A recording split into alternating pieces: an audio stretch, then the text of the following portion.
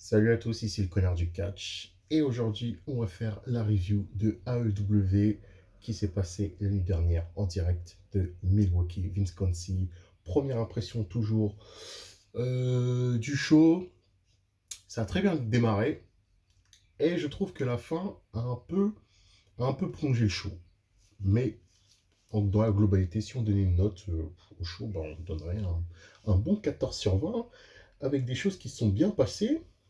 Il y a eu de très bonnes choses et des choses un peu moyennes et puis let's go. Déjà dans un premier temps, encore une fois, abonnez-vous, mettez des likes, commentez pour qu'on interagisse. Suivez-moi sur Twitter, le connard du catch. Et let's fucking go pour la review de AEW. Dynamite, franchement, que c'est bon d'être fan de catch en 2021. On commence déjà tout de suite sur les chapeaux de roue, pardon, par Orange Cassidy contre Matardi. Excellent match. Euh, Orange Cassidy, en plus, qui essaie de faire les moves de Matardi en le trollant. À un moment, il lui fait un swanton de bombe avec les mains dans les poches. Il lui fait un twist of fate. Et victoire au final de Orange Cassidy sur un small package. 1, 2, 3, terminé. Mais bon, la rivalité n'est pas encore finie entre les deux. Et, de toute façon, elle est assez fun. Elle est assez fun. Donc, on achète, on achète, on achète. Hein. On achète. Déjà, on a un segment qui est intéressant. Malakai Black qui menace tout simplement Arn Anderson. Hein. Il menace Arn Anderson par rapport à son match qui va arriver en main event contre son fils. Et je vais déjà vous donner ma théorie par rapport à Malakai Black et sa feud avec la Nightmare Family. Mais je le sens gros comme une maison parce que, bon, je vais l'annoncer directement, on va le dire, on va aller directement, on va un peu jumper sur le main event. Oui, Brock Anderson s'est fait squash par Malakai Black.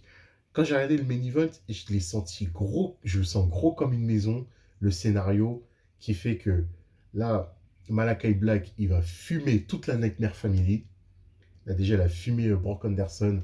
Après, il a mis un low blow à Arn Anderson. Black Mass. Ensuite, il y a Lee Johnson qui s'est pointé. Malakai Black, c'est sûr, pas la semaine prochaine peut-être, mais dans 2 semaines, il va affronter Lee Johnson. Il va le fumer. Ensuite, il y a Dustin Rhodes qui va arriver. Goldust, il va se faire fumer par Malakai Black. À un moment donné, Cody va se pointer avec Brandy. Brandy va se faire fumer par Cody. Cody va réveiller le catcher qui est en lui. Bim, full gear peut-être, allez, on va dire comme ça, full gear ou révolution, comme dans le pay-per-view. Malakai Black contre Cody Rhodes et Cody Rhodes qui va gagner pour venger la Nightmare Family. Donnez-moi votre avis par rapport à ça, mais moi je sens gros comme une maison comme ça, ce genre de scénario-là qui peut arriver. Dès que j'ai vu que Malakai Black il va être occupé par la Nightmare Family pendant plusieurs semaines, je me suis mis en tête direct ce scénario-là. Donc, euh, donnez-moi votre avis hein, pour voir si vous ne sentez pas cette petite carotte, cette petite douille pour un peu mettre en avant Cody et que Cody finalement ne prenne pas sa retraite. Ensuite, déjà un moment fort du show, la promo de Chris Jericho avec Tony Schiavone. On lui pose des questions sur son futur. On le sentait gros comme une maison. Le coup de Chris Jericho qui dit putain, là ces derniers temps, j'arrête pas de faire des cauchemars. Je me dis dans ma tête, il faut que je batte MJF, beat MJF, beat MJF, beat MJF. Et par contre, quand la foule y chantait beat MJF, beat MJF, ça me faisait penser putain à la chanson des Black Eyed Peas dans l'album Monkey Business. Bibo, beat MJF, beat MJF. C'est le même beat, hein. Bebo, Bebo, Bebo, Bebo, beat MJF, beat MJF, Bebo, Bebo, Bebo, Bebo, beat MJF, beat MJF. Référence musicale. Ça mange pas de pain. Donc Chris Jericho, il dit que il serait prêt à mettre sa carrière en jeu, sa carrière de catcheur en jeu. Il veut affronter MJF une dernière fois parce qu'il s'est fait sweep 3 fois de suite. David, quand tu te fais sweep, bah, tu fermes ta gueule et puis c'est tout. Mais Jericho, non, il veut ça. Il veut absolument beat up MJF. Donc, il challenge MJF à All Out. Si MJF gagne, Chris Jericho ne catchera plus jamais. Et il sera au commentaire de la AEW. MJF, il arrive au calme, putain. MJF, il est tellement charismatique, hein. C'est le plus gros heel de toute fédération confondue, hein. Il a à peine 20 piges en plus, hein. Il a quoi? Il a 23, 24 ans, je crois. Et il est trop fort, il est trop fort. MJF, il accepte. Il accepte. Il accepte parce que franchement, lui, ça le démange d'envoyer Y2J à la retraite. Et en plus MJF qui arrive avec son magnifique t-shirt MJF 3. Et après, il y avait écrit, je sais plus ce qu'il y avait écrit, mais bon, c'est MJF 3, Jericho 0. Donc, il accepte et finalement, bah, il veut le fumer pour la quatrième fois. Et vraiment, déjà qu'il l'a déjà sweep, il va encore plus le sweep. Donc, à All Out, c'est signé, c'est bon, c'est acté. Ensuite, demi-finale pour savoir qui va affronter les Young Bucks à All Out dans un match en cage. Varsity Blonde contre Lucha Bros. Bon match. Les Varsity Blondes sont pas mal. Ils ont un bon catch. Et, bon, victoire des Lucha Bros. Et franchement, c'était un bon match. On s'est bien diverti. Les Young Bucks aussi s'étaient déplacés pour regarder le match en première loge. Il y avait les Jurassic Express. Fin du match, Jurassic Express, putain, je n'arrive jamais à dire leur nom, viennent serrer la main aux Lucha Bros. Après, il y a les Young Bucks qui arrivent, ils poussent les deux équipes. Nanana, bim. Topé Suicida, et voilà. Et on attend ça là, ce vendredi à Rampage, Lucha Bros contre Jurassic Express, la finale. Je veux dire pronostiqué, victoire des Jurassic Express et ils vont gagner en cage contre les Young Bucks. Voilà, c'est noté. C'est noté. Alors, le match féminin, Jamie Hayter contre Red Velvet. Déjà, Jamie Hayter, comment elle est devenue caisse? Elle a pris du volume. La fin est un peu gênante, mais elle a été sauvée. Red Velvet. La plupart des catcheuses, de toute façon, dans le roster de la AEW sont encore green, hein. Red Velvet, à un moment qui veut faire un standing moonsault. Le problème, c'est qu'elle a botch. Elle a botch son moonsault sur Jamie Hayter. Bon, heureusement que Jamie Hayter, quand même, à la fin du match, a quand même sauvé les meubles avec un bon Laria. Un bon Laria des familles. Le match était. Je trouve il était pas long, mais. Si, quand même, il était un peu trop long, quand même. Il y avait quand même quelques approximations. Jamie Hayter, quand même, dominé la plupart du match. Et comme je dis, de toute façon, la plupart des catcheuses à la AEW sont très green. Mais. Et on sait pas vraiment. Et la AEW, de toute façon, a toujours pas su construire une division féminine assez forte, hein. Entre, entre les jobbeuses qu'ils ont à l'appel et le peu de catcheuses vraiment officiellement signées à la AEW, c'est un peu brouillon, la division féminine encore. À la fin du match, bon, bah, Krista Tandler est arrivée pour faire le save de Red Velvet et dégager tout le monde. Ensuite, il y a un truc intéressant encore, segment du Dark Orders. Est-ce qu'on se dirige pas vers la fin du Dark Orders là? Franchement, il y a vraiment de plus en plus de dissensions entre les membres. Bah, Evil Uno là qui a engueulé. Euh, c'est Aaron Reynolds. Ouais, c'est Aaron Reynolds. Aaron Reynolds et tout, ils se sont disputés et franchement là ça pue la dissension, hein, ça pue la dissension et ce serait dommage. Hangman Page il est pas là parce que je crois que sa femme attend un enfant, donc c'est pour ça que en fait au final il va pas affronter Kenny Omega à All Out parce que sur Internet il y a beaucoup de fans qui avaient un peu backlash la AEW en disant ouais, comment ça se fait qu'ils n'ont pas fait gagner Hangman Page et tout, alors que c'était anticipé. Non, on s'attendait qu'il affronte Kenny Omega All Out et qu'il gagne et tout. Mais bah, Hangman Page, il a besoin d'un peu de temps et auprès de sa famille, donc c'est pour ça. C'est ce que j'avais lu, c'est ce que j'avais lu à droite à gauche, hein. Mais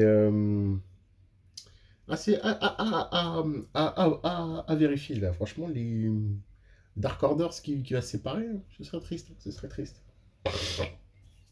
Et enfin, voilà pourquoi on a attendu la première, la deuxième promo du Best in the World, baby, the Paper Champ, the Voice of the Voiceless, Philippe Jack Brooks, a.k.a. CM Punk. Est-ce que chaque semaine, on aura des ambiances comme ça dès que la musique de Living Color va retentir et que CM Punk va se pointer? Il y avait encore un de ces bruits. CM Punk est vraiment un gourou, hein. CM Punk est vraiment un gourou, hein. Il est vraiment un gourou. Il nous a lâché une bonne promo. Et en plus, il nous a teasé Daniel Bryan en sous-marin.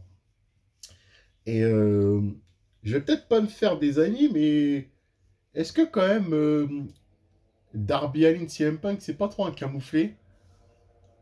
Est-ce que finalement CM Punk ne devait pas revenir, genre, voilà, claquer des promos, dire oui, bah, il a dit là, dans sa promo, je suis venu pour affronter les jeunes, les Penta, les Sammy Guevara, les Orange Cassidy et tout, nanana. Mais à un moment, il nous a bien dit dans sa promo, il nous a quand même bien teasé en sous-marin Daniel Bryan. Et en fait, on peut se le dire, sa vraie feud de début à la AEW, normalement, c'est Daniel Bryan. Alors, ils auraient peut-être, parce que Daniel Bryan est annoncé, je crois, le 22 septembre. Le 22 septembre. Donc, est-ce que pendant ce temps-là, quand même, CM Punk, il pouvait juste venir et lâcher des promos et ne pas précipiter son retour sur la ring directement et affronter Darby Allin? Bon, c'est cool qu'il va affronter Darby Allin en un contre un. Déjà aussi, ça va lui permettre ça va lui permettre de se jauger comment il est physiquement. Mais sa promo m'a quand même fait dire que Darby Allin est un peu un camouflé, hein. Parce que celui que CM Punk attend vraiment, c'est Daniel Bryan. Et je pense que quand Daniel Bryan va arriver à la AEW, il y aura une longue feud entre lui et CM Punk. Donc, mais bon. Donc, voilà. Euh, bon, promo de Miro. Miro, bon, le dieu préféré, le champion préféré de Dieu. Il continue à provoquer Eddie Kingston. Ouais, Miro. Je suis pas trop fan pour qu'un champion aille chercher des challengers, hein. Normalement, c'est les challengers qui vont chercher le champion. Et Miro, moi je pensais plus que Miro, on allait les mettre en feud avec Kip Sabian, vu leur passif entre les deux. Moi je m'attendais que Kip Sabian à un moment donné revienne et finalement ils battent Miro. Parce que là, Miro, moi, comment je l'aurais construit? Je pense que je l'aurais construit, bon bah oui, chaque semaine il détruit des mecs et tout, mais pas genre le construire là en faisant des promos et que là il défie un mec à gauche à droite. Moi je suis pas trop fan pour ça au niveau des champions. C'est comme si là, le Kenny Omega, chaque semaine, il disait Jungle Boy, je t'ai vu, je t'aime bien, ce sera toi et moi la semaine prochaine. Ouais, après, la semaine suivante, il vient et fait euh, Mousse, toi, à Impact, tu te prétends être le dieu le dieu du catch, alors que c'est moi le dieu du catch. Viens, on va s'affronter pour savoir qui est le vrai dieu du catch et je mets le titre en jeu. Non, les mecs, ils doivent aller chercher les opportunités. Donc, c'est un peu bancal, c'est un peu bancal. Six-Man Tag, John Moxley, Eddie Kingston et Darby Allin contre César Bononi, JD Drake, Ryan Nemeth. Match fun, victoire de John Moxley, Eddie Kingston et Darby Allin avec un coffin drop. Match fun, voilà, rien à dire. Rien à dire. Je trouve que John Moxley et Eddie Kingston, ils font un peu de wrestling comédie quand même, même si bon, ils sont badass. Ils sont toujours badass et tout, mais quand même, ça se rapproche quand même de la wrestling comédie ces dernières semaines, ce qu'ils font. Ensuite, promo qui nous annonce un Casino Battle Royale féminin. Donc après, ils nous ont montré en backstage Ty Conti qui a même pas réussi à parler.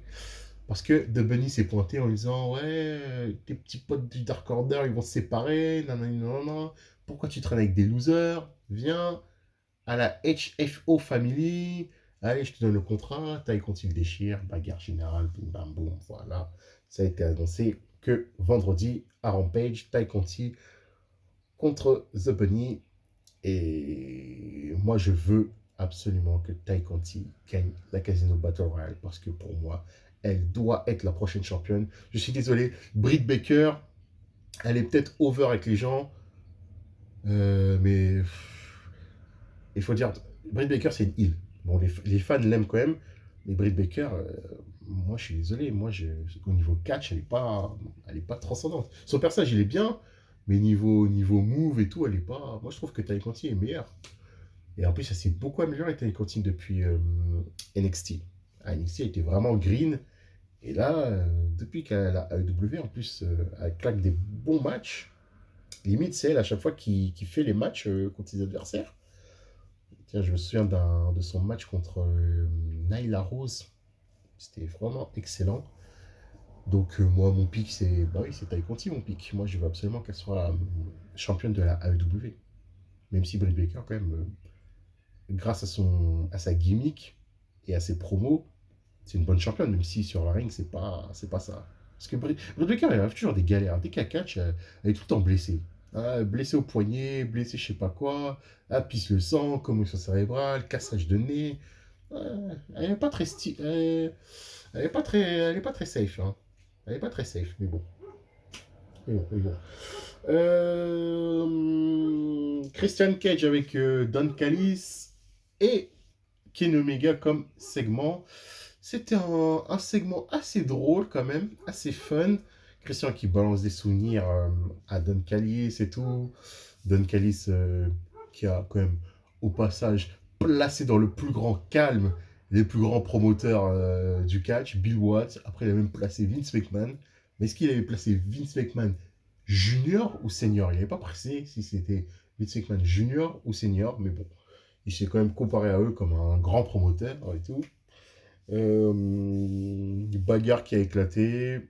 Dylan Hunter, Frankie Kazarian qui est intervenu, qui a fait le save. Et bim, on a annoncé 40 Page, tag team match. Brandon Cutler et Ken Omega contre Christian Cage et Frankie Kazarian. Rampage, ça va être bon, ça va être bon, Rampage, hein, ça va être bon. Ensuite, promo de John Moxley qui dit qu'il va fumer Kojima à All Out. Il lui dit que ouais, je le respecte, mais quand la cloche sonne, moi je respecte plus personne. J'ai envie de prendre la tête de mes adversaires, blablabla. Blablabla. John Moxley tourne un peu en rond quand même. Hein. Ouais, ces feuds avec les catcheurs japonais sont pas naturels quand même. Hein. C'est bien de faire des crossovers et tout, mais bon. Moi, de toute façon, dans le après, c'est mon avis, mais après, vous pouvez le partager, c'est tout. De toute façon, on est ouvert à toute discussion. Mais moi, de toute façon, moi, le catch, c'est avant tout quand même des histoires. Racontez-nous des histoires. C'est bien beau à chaque fois de nous faire des matchs interpromotion, mais s'il n'y a pas quand même des histoires autour, c'est pas, c'est pas. Parfois, ça peut être chiant. Oui, le match, il sera bon. Le match Kojima et John Moxley, il aura un 3 étoiles, 3 kills, mais ouais. Mais bon. Racontez-moi des histoires. Et dites-moi des choses. Comme dirait Roth sur la nouvelle génération, rap, dis quelque chose. Aujourd'hui, c'est devenu le concours de la punchline bête et méchante. La AEW, parfois, c'est généralement ça quand même. Hein. Le concours des gros matchs bêtes et méchants. Mais bon, c'est ça qui fait le charme et de toute façon, c'est ce qui est bien. Il se mélange, il se diversifie, mais bon, racontez des histoires quand même. Racontez des histoires. Ensuite, le Gun Club a battu QT Marshall. Nick Komoroto et Aaron Solo. Il y avait Big Show aux commentaires. Et je me rends compte quand même qu'en 2021, on va quand même encore se manger le Big Show dans un ring de catch. Paul White. Il s'appelle plus le Big Show. À chaque fois, il met bien No More BS, No More Big Show. Mais bon, QT Marshall est drôle quand même. Hein. À un moment, il a lâché un bon circuit à Billy Gunn. C'était drôle, c'était drôle. Après le match, il y a eu Dan Lambert qui a fait une promo. Dan Lambert qui continue un peu à vouloir décrédibiliser les fans de catch, surtout les fans de la AEW. Ouais, en disant limite en gros que, wesh, les gars,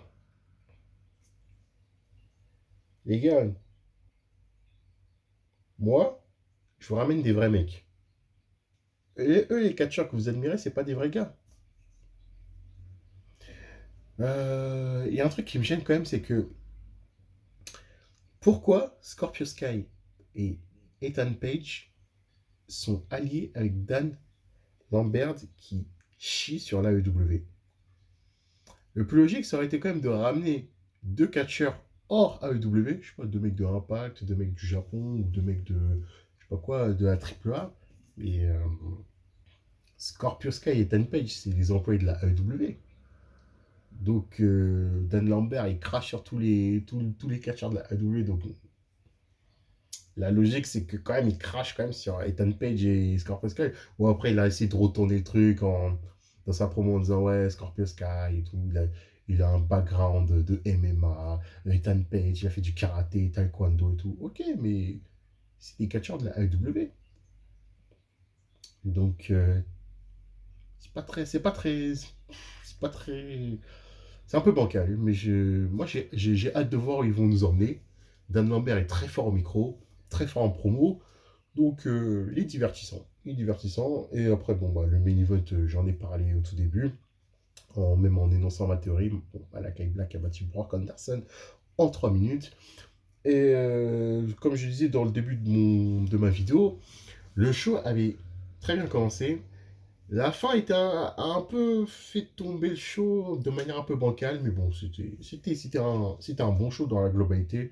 Comme d'habitude, la AEW fait franchement des bons shows. Dès qu'on regarde la AEW, c'est bien produit en termes d'image et tout. Donc, on s'ennuie jamais avec la AEW, voilà. Et puis, les semaines à venir vont être excellentes, hein. Excellentissimes, hein. Et vivement All Out la semaine prochaine pour le retour de CM Punk. Voilà, c'était le connard du catch. Voilà, c'était la review de AEW en direct de Milwaukee l'année dernière. Commentez, partagez, faites des likes. Et abonnez-vous surtout.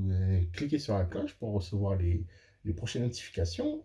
Et puis, on se retrouve assez vite pour, je vous l'ai promis, et je vous annonce encore que je ferai la critique rétro de WWE Evolution qui s'est passée en 2018. Comme ce week-end, il y a NWA Empower, le show 100% féminin produit par Mickey James. Donc en même temps, on fait une critique rétro d'un show 100% féminin d'une fédération mainstream. Parce qu'il y a déjà eu plein de il y a déjà eu plein de shows 100% féminins en indépendant et tout. Mais là, on va parler de mainstream. Et de toute façon, aussi, WWE Evolution, il y a beaucoup de choses à dire parce que ce pay-per-view, quand même, avait fait beaucoup parler. Salut à tous!